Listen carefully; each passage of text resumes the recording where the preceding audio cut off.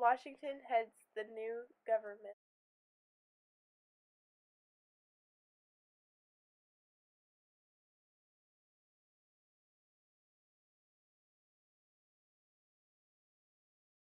No nation has ever tried to base a government on the Enlightenment ideas of Republican rule and individual rights. The Judiciary Act of 1789. One of the first tasks Washington and Congress tackled was the creation of a judicial system. What type of additional courts should there be and how many? What would happen if the federal court decisions conflicted with the state laws? The Judiciary Act of 1789 answered these critical questions, creating a judicial structure that has remained intact. The Judiciary Act of 1789 set up 3 federal court systems and 13 federal district courts across the country. Washington shapes the judiciary branch. Hamilton and Jefferson in conflict. Department of State deals with foreign affairs. Department of War handles military matters, and Department of Treasury manages finances.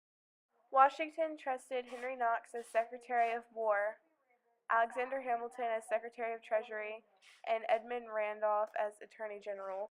They were the president's chief advisors in the cabinet. Hamilton and Jefferson debate. Hamilton and Jefferson had 2 different political ideas, which led to fighting. Hamilton believed in a strong central government led by an elite of upper-class citizens. Jefferson basically opposed everything that Hamilton believed in. All this usually centered around Hamilton's economic plan. For Hamilton's economic plan, he proposed to establish a national banking system.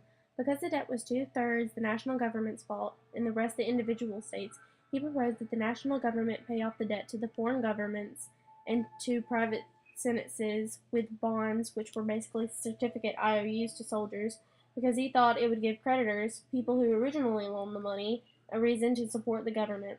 But the South, who paid off most already, thought that they were being taxed to pay the North off the North's debt.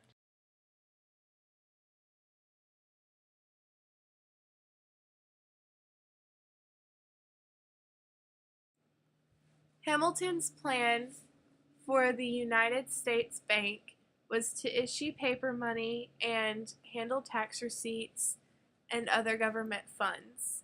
This made a major conflict because the poorer people claimed that the bank would forge an unhealthy alliance between the government and rich investors, but when Congress stepped in, Madison said that they couldn't do anything about it since nothing in the Constitution said anything about a national bank debate over the people that wanted to keep a strict government tied to the Constitution and people that just wanted an over-controlling huge government.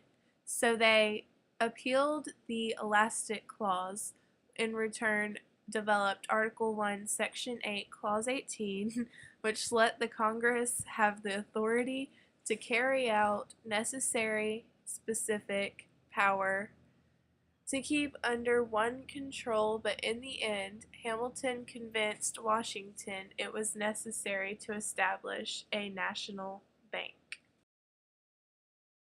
In 1790, the bill passed that the new national capital was to be built in the District of Columbia. Washington encouraged Hamilton and Jefferson to work together.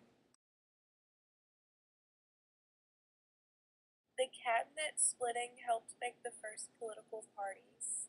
Jefferson's Republicans called themselves Democratic Republicans, the ancestors of today's Democratic Party.